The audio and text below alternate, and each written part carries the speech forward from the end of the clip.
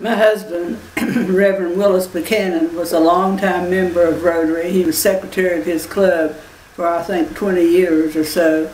And so when there was activities and things involving Rotary, I was happy to be a part of what he was doing. We did things like festival in the park. We went to the district conferences. And so that was my introduction to Rotary. I was a vice president trust officer at Dominion Bank. And during that time, I was invited by Maurice Kessler, who was a former district governor of Rotary, and Reg Hutcherson to go to lunch one day. I thought, what in the world are they up to? They want me on a committee.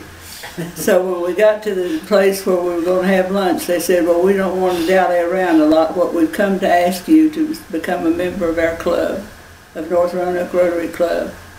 And I said, a member? I didn't even know women could join the club. And he said, well, this is something new, and we want to be one of the first to be a part of it. And I said, well, what did my husband say? They said, we don't know, we didn't ask him. So needless to say, I didn't ask him either.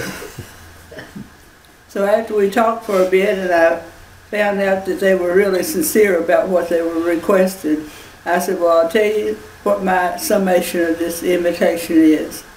If you're inviting me to be your first woman Rotarian, I'm not interested. If you're inviting me to be a good Rotarian, I'm very interested. And that's exactly the way I felt. I didn't want to be a token anything. I wanted to get in, roll up my sleeves, and do what needed to be done. So they agreed with that, and to make a long story short, that was the beginning of a number of years of wonderful relationships with Rotary. North Roanoke Rotary Club, I became president several years later. Our club grew, and we were doing very well. We had an unusual club that most of the members were elderly, so we knew that the possibility that it would be a dying club, which ultimately did happen. But anyway, at the time I was there, it was exciting. One of the greatest things that I enjoyed being a part of, well, let me backtrack a minute. By that time, I had left the bank and gone to work for Roanoke College. I was assistant to the president for church relations and major gifts. I had a real desire to see a Rotary Club on college campus. So I began kind of behind the scenes, setting the stage for that. And members of the Downtown Club and the Salem Club joined with me in making plans to invite students on campus to have an interest in Rotary. Well, as it turned out, we established the club in 1995 and 96. That was very, very active. The students really rolled up their sleeves and went to work. We established the first community Christmas store. They collected all the toys and all the gifts and things and manned the store. It was just a wonderful experience. Since I've left the college and retired, I haven't really kept up with what they're doing now, but I know the club still exists. I don't know too much about what they're doing. While I was in North Roanoke Club, my husband and I made a trip to Chicago on church business. Well, of course, we made it our business to want to visit the #1 club in Chicago. And I said to him, I said, Buck, do you think it'll be okay for me to go? They said it was at the Downtown Athletic Club. I said, that sounds like an old men's club, and I'm afraid they might not let me in. He said, well, we're going to go find out. So when we got there, the doorman, I'll never forget his face, full uniform, his cap, and everything. I needed to go to the restroom before we went into the meeting. And I said, sir, could you tell me where the ladies' room is? He kind of scuffed his face up and he says, we fixed one for you upstairs. And I said, boy, he doesn't think much of this. Well, my husband had already gone up. He knew where the men's room was. He came down the steps as I was going up, and he says, you're not going to believe that bathroom. He said it had all the finery. It had hair blowers. It had colognes. It had fresh hot towels, everything. I hope the women's is as nice. Well, I opened the door, and I had to belly laugh. I literally belly laughed. There was a whole row of urinals with ferns growing out. And I thought, if this isn't the epitome of a woman in a man's world, I don't know what is. So they literally fixed one for us. That's what it was.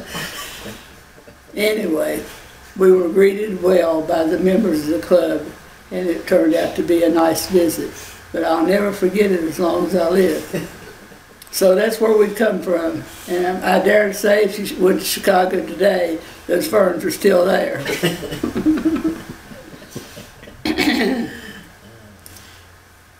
Other experiences that were very meaningful to me, anything that we did that worked with students. I was so pleased when we worked on scholarship programs. Of course, the projects of Rotary and polio was the big one at that time.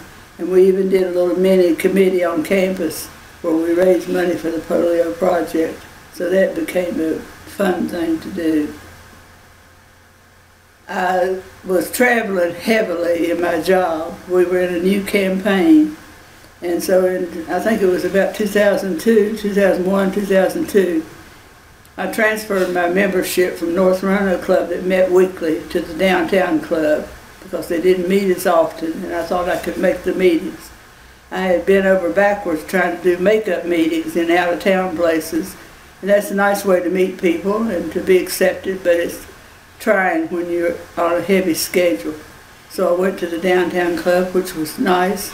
We did a lot of things. They did a lot of things with festival in the park and different interests. So I finally realized that I was just running myself to death because in my job I traveled about 3 weeks out of the month. So I felt that as bad as I hated to give it up, I needed Rotary was one thing I could take off my plate. And at that time, that's what I did.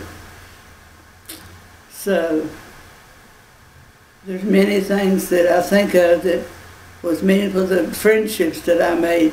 I guess the purpose of Rotary when it all started with Paul Harris was to make the connections. And that served me well and still does till today. I guess maybe 3 weeks ago I called somebody in Harrisonburg that I needed an answer on something that I remembered from Rotary, and he was there. And I thought that's the example that it really works when we work it. We have to have a plan and work our plan. So it worked very well. So that's the highlights of what I did.